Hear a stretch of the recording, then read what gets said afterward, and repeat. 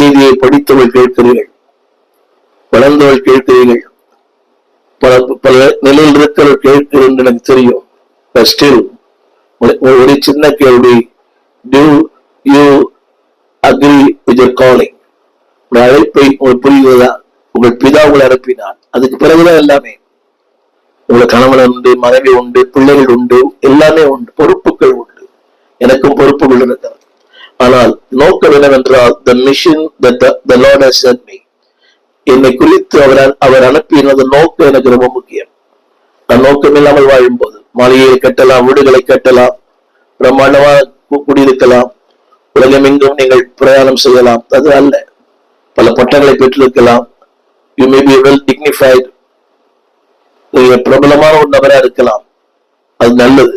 ஆனால் அதை விட fulfill the mission that the Lord has sent you.